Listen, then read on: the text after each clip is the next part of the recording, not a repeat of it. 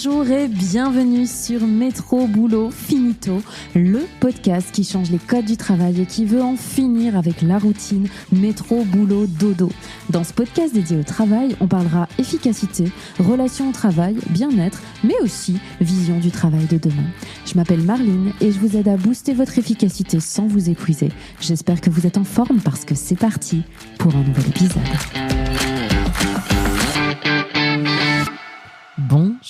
Bonjour, j'espère que ce matin, vous allez bien. Aujourd'hui, petite question pour vous. Est-ce que vous aussi, parfois, vous avez l'impression que ça part dans tous les sens dans votre tête, que vous avez 1 milliard de pensées à la seconde, qu'il y a un espèce de brouhaha mental là qui s'accumule et qui fait que parfois, vous passez vos journées en vous disant, finalement, à la fin de la journée, qu'est-ce que j'ai fait réellement aujourd'hui ? Est-ce que j'étais vraiment présent ou présente dans mon travail ? Ou est-ce que j'ai juste enchaîné les tâches et les choses sans vraiment en prendre conscience tellement il y avait 2 trucs qui se passaient dans ma tête ? Aujourd'hui, j'ai envie qu'on parle de ça, de ce fameux brouhaha mental, mais surtout d'un outil qui peut peut-être vous aider à sortir de ce brouhaha mental.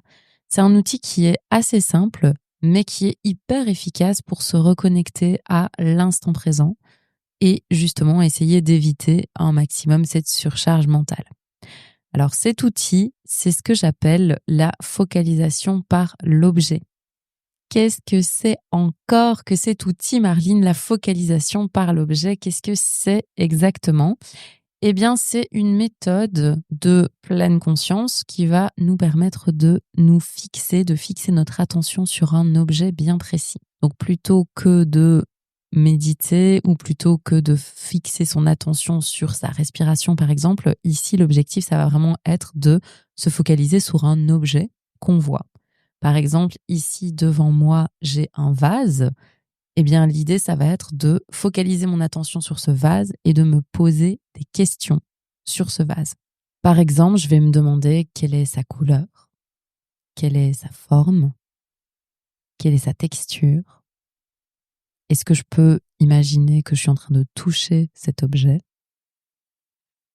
Quelle sensation est-ce que ce toucher va avoir en moi ? Est-ce qu'il a une odeur ?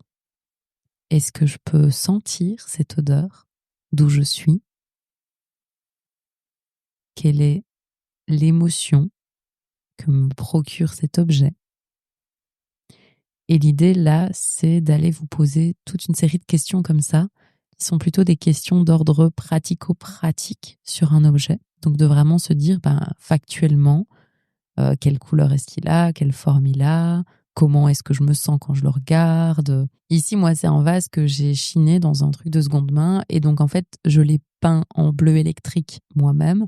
Donc, je peux voir que c'est de la peinture. Je peux voir un petit peu que la texture est différente. Je vois que sur le goulot, il reste un tout petit, un tout petit endroit où j'ai pas vraiment bien été peindre. Donc, on voit la couleur originelle du vase. Donc, il y a plein de choses que vous allez pouvoir observer, regarder, constater par rapport à l'objet. Et c'est vraiment ça l'objectif, c'est de se poser un maximum de questions sur cet objet. Pourquoi ? Parce que c'est ça, en fait, qui va vous permettre de vous focaliser sur quelque chose dans l'instant présent plutôt que de partir dans vos pensées. Donc, quand je me mets, je sélectionne l'objet dans mon environnement, le vase par exemple. Je vais me poser des questions. Je vais me dire, quelle est la couleur du vase ? Le vase est bleu avec un petit bout de brun qui est donc la couleur originelle. Quelle est sa texture ? Et je peux imaginer. Et en fait, là, je vais avoir une pensée. Je dis, tiens, en fait, il faut que j'envoie un email à Jean-Michel. En fait, à ce moment-là, l'objectif, c'est pas de dire, je ne dois plus avoir de pensée parasite, mais c'est de dire, il faut que j'envoie un email à Jean-Michel. Ok. Là, Marline, tu viens de t'écarter de l'objet, puisque tu es en train de te poser des questions sur ton objet. Tu viens de penser à un autre truc. Ok. Laisse partir cette pensée et on se refocalise sur l'objet. Quelle est sa couleur ? Quelle est sa forme ? Et donc, je me repose à nouveau des questions sur l'objet. Donc, c'est vraiment ça l'objectif. Et c'est souvent le tort qu'on a par rapport à tout ce qui est méditation en pleine conscience, etc. C'est qu'on pense qu'il faut absolument faire le vide dans son esprit. mais c'est pas le cas. Il y a des pensées, vous allez toujours avoir des pensées qui viennent. C'est impossible de n'avoir aucune pensée et d'avoir un esprit qui est complètement vide. Mais ce qui est important, c'est que votre attention reste focalisée sur l'objet et sur les questions que vous êtes en train de vous poser sur cet objet et pas sur la pensée parasite. C'est souvent ça le problème, en fait, c'est que on va avoir cette petite pensée parasite et on va se dire, ah oui, et donc si j'envoie l'email à Jean-Michel, après il faut que je fasse ça, puis ça, puis ça, puis ça. Et c'est là qu'on est reparti dans son brouhaha mental et qu'on n'est plus focus sur l'instant présent. Donc cette focalisation par l'objet, elle peut vraiment vous permettre de se remettre sur l'instant présent à chaque fois. Pourquoi est-ce que je vous parle de cet outil et pourquoi est-ce que moi je le trouve hyper intéressant? Mais la première chose, c'est effectivement pour, comme je le disais juste avant, réduire ce brouhaha mental. Et en fait, cet exercice, il a l'avantage de être un peu, entre guillemets, concret. Parce que souvent, et ce que j'ai souvent entendu en formation, c'est oui, mais moi, j'arrive pas, la méditation ou focaliser sur ma respiration, c'est trop abstrait et j'arrive pas à rester connectée à ça. Et ça, je peux l'entendre, c'est hyper compliqué à faire, en tout cas au début, et quand on a énormément de pensées dans la tête et qu'on ne s'arrête pas, c'est très très compliqué à faire. La focalisation par l'objet, moi, ce que j'aime bien, c'est que c'est plus concret puisque, en fait, vous devez vous poser des questions factuelles sur un objet que vous êtes en train de regarder. Et donc là, on vous demande pas de faire taire votre brouhaha mental en essayant de faire le vide ou de vous focaliser juste sur une respiration, mais vraiment sur quelque chose de concret. Et donc, quelque part, en fait, ça détourne, entre guillemets, votre attention. Et quand on veut faire taire ce brouhaha mental, c'est plus facile, dans un premier temps, de détourner son attention vers un objet concret et précis et de se poser des questions précises sur ça, que de détourner son attention sur de la méditation ou de la respiration qui peuvent parfois être plus difficiles à mettre en place. Donc ça, c'est la première raison pour laquelle je trouve que c'est un outil qui est hyper intéressant. La deuxième raison, c'est évidemment pour se reconnecter à l'instant présent, puisque cet outil-là va vous permettre non seulement de réduire peu à peu toutes ces pensées parasites qui sont dans votre esprit, mais aussi à vous reconnecter à l'instant présent. Donc quand on est dans sa tête, en général, on n'est pas dans le moment présent. Le fait de se focaliser sur un objet qui est là, qui est concret, qui est dans votre espace, ça va vous permettre de ralentir et de faire redescendre un petit peu la tension de ce qui se passe dans votre tête. Et donc après, vous allez être plus apaisé et vous allez être plus à même à vous connecter à l'instant présent. Donc ça, moi, c'est aussi une deuxième raison pour laquelle je trouve que la focalisation par l'objet est hyper pertinente. Troisième raison, pour réduire votre stress, c'est un petit peu lié aussi à cet instant présent et au fait que on diminue un petit peu la surcharge mentale.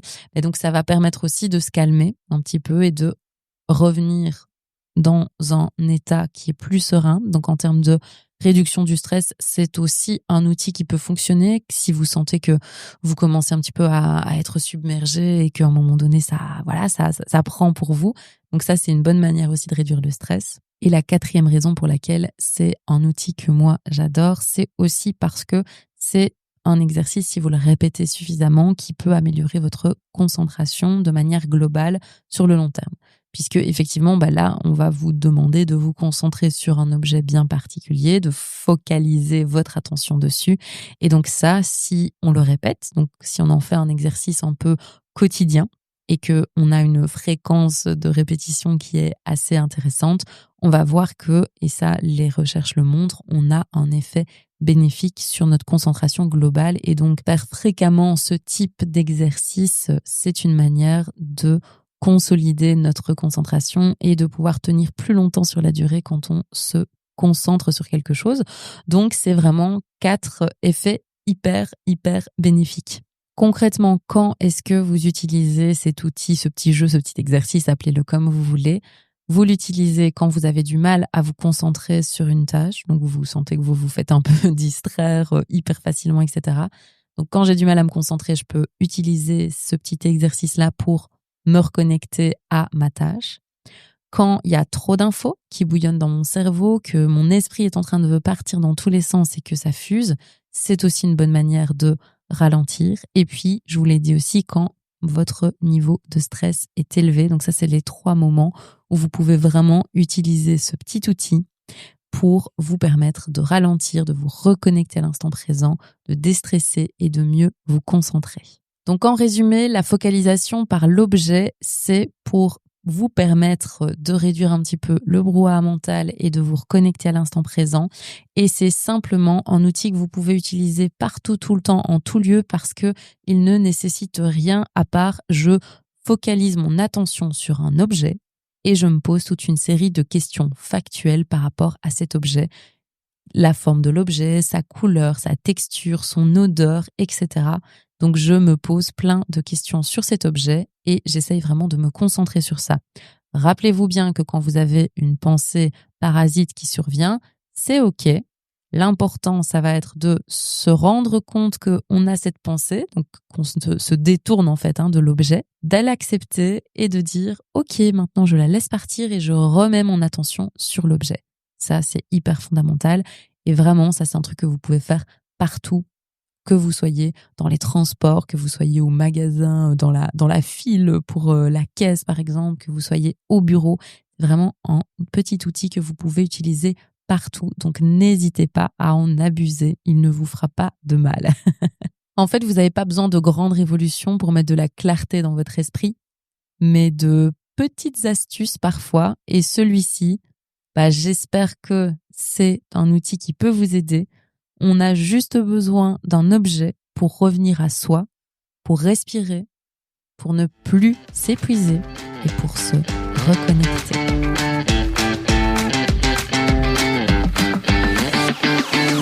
Nous voilà à la fin de cet épisode. Déjà, merci d'être resté jusqu'au bout. Si cet épisode vous a plu, n'hésitez pas à laisser une note, un commentaire sur votre plateforme d'écoute ou un petit partage sur les réseaux. Ça fait toujours plaisir et ça aide à faire connaître le podcast.